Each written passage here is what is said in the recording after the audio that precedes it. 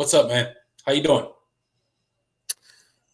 I don't really know. I don't know. That was a football game that we just watched. Was it? That's At times I couldn't tell. I didn't know yeah, I know, what I but was watching. I think that's probably the thing I'm most sure of right now is we watched a football game.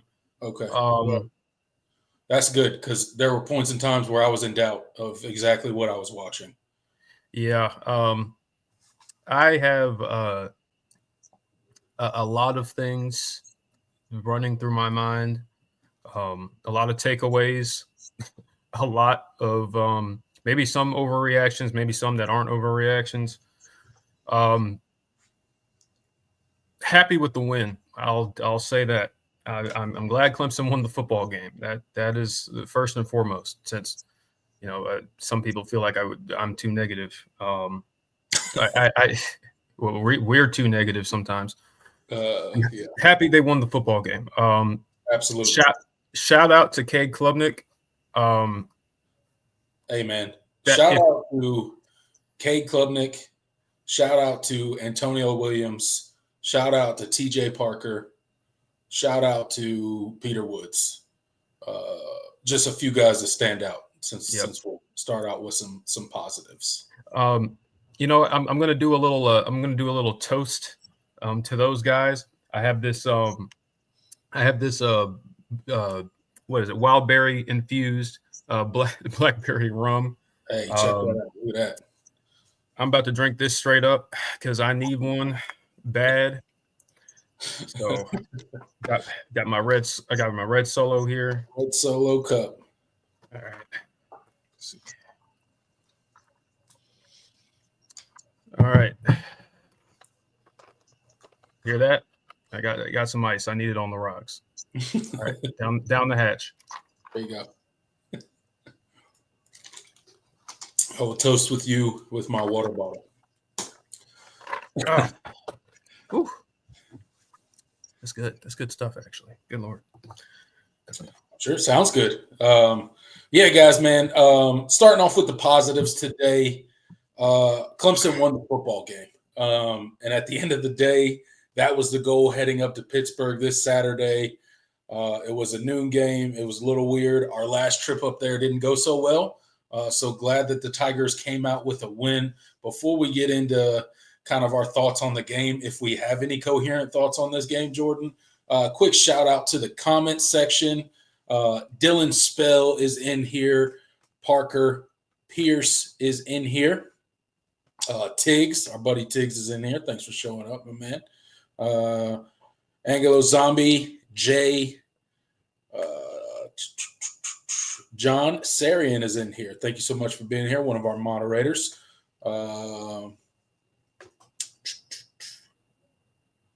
Blackhawks is in here. Hip Elf is in here. Isaac Smith. Let's see. Don't want to miss anybody. Trying to scroll through quickly. Trevor Porter's in here. I think that's everybody that has commented so far. Michael W., Trey Matthews, Smokey the Bear is in here. All right. Shout out Smokey the Bear. The Hard Take is in here. Hey, what's up, buddy? Thanks for stopping by. Christian is in here. Missouri 72 is in here. Els King is in here. DP. I think that's everybody. If I missed you, Steel Gamble. If I missed you, I'm sorry. I did not mean to. Thanks for everybody for getting in here already. We got 45 people in the live chat right now. Thank you guys for so much for showing up and supporting what me and Jordan do here on Clemson Football at the Voice of College Football.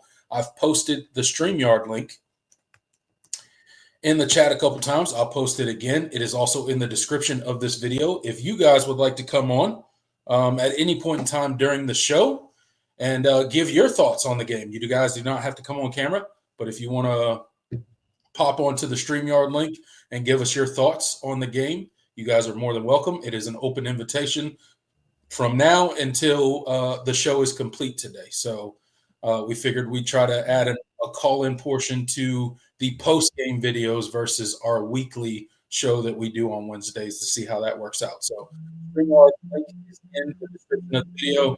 It's in the chat. So click that, come hop in, chop it up with us for a couple minutes, and then you can pop off, and we would appreciate that. All right, Jordan. With all the pleasantries over, with the announcement of the call-in show over,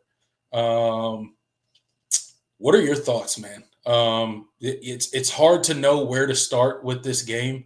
Getting the positive out of the way, we won the game, right? Ultimately, that's the goal. Clemson takes the dub, 24-20.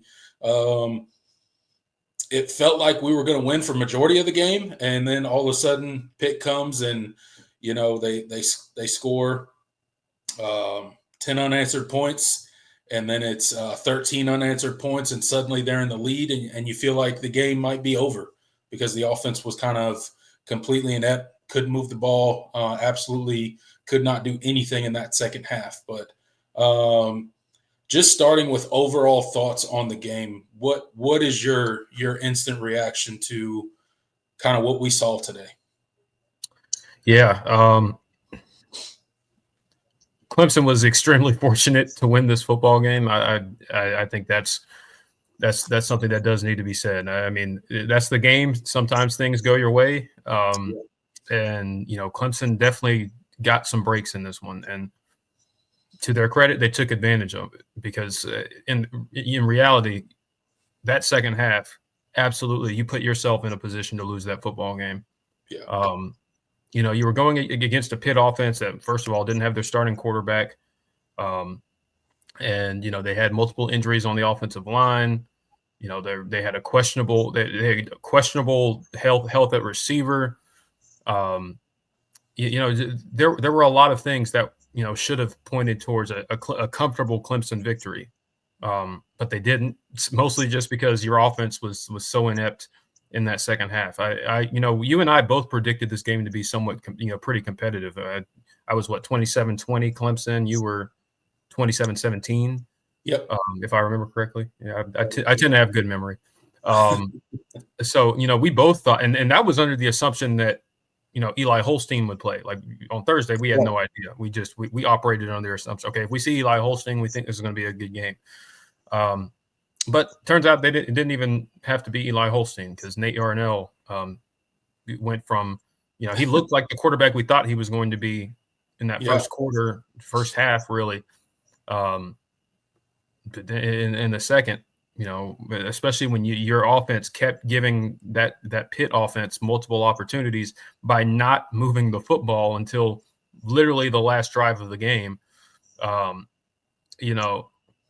You basically put yourself in a position to lose this game.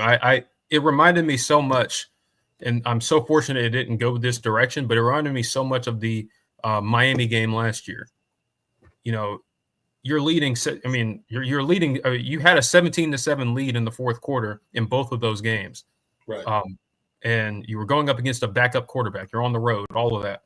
A team that's struggling because Pitt had lost their last two games. And so, like, there were just so many mirrors to that, and this was a football game that should not have been as difficult as it was, even despite the shuffling of the offensive line due to the injuries.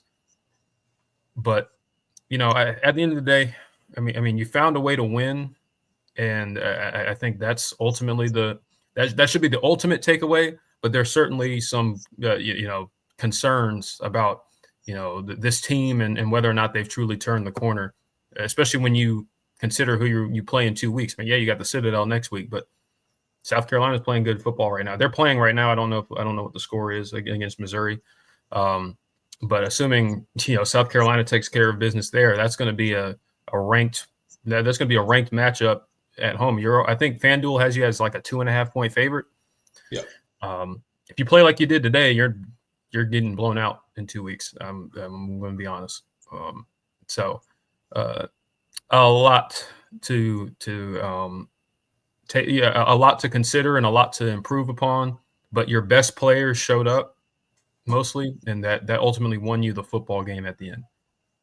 Yeah, I mean, look, ultimately, like I said, the name of the game is to win, and you are absolutely correct. Clemson was gifted a victory today. Honestly, we didn't deserve to win that game today. We did not play well enough down the stretch in order to win that game. Thank God that Pitt's red zone offense is absolutely terrible, like the worst that maybe I've ever seen. How do you go from second and goal at like the 2 yard line and then ultimately end up on your own 30 where your field goal kicker's kicking a field goal, right? Um, and they did it repeatedly, time and time again. They'd break out of a timeout where you would think you would have your best play dialed up, and they'd have a procedural penalty, an illegal formation, a false start. It felt like Clemson was playing a home game at times with the amount of false starts that Pitt generated today. It was absolutely insane how many times they jumped off sides to our benefit. So thanks Pitt, thank you Pitt for that. I think Cade Klubnik, it was a gutty game for him, right? I think he showed his heart. He showed his his resiliency in this game, because in the first half, I mean, you look at it, we didn't run the ball at all well in this game. I thought we would have a much more success in running the ball today, but again, we were still missing Marcus Tate. And I'm not making excuses. I'm just stating the reasons, the contributed reasons why that we did maybe that we did not have some success running the football, which we didn't have any success running the football today. We were in the single digits, I think, maybe just until K. Klubnik's run. K. Klubnik popped a 50-yard run at the end.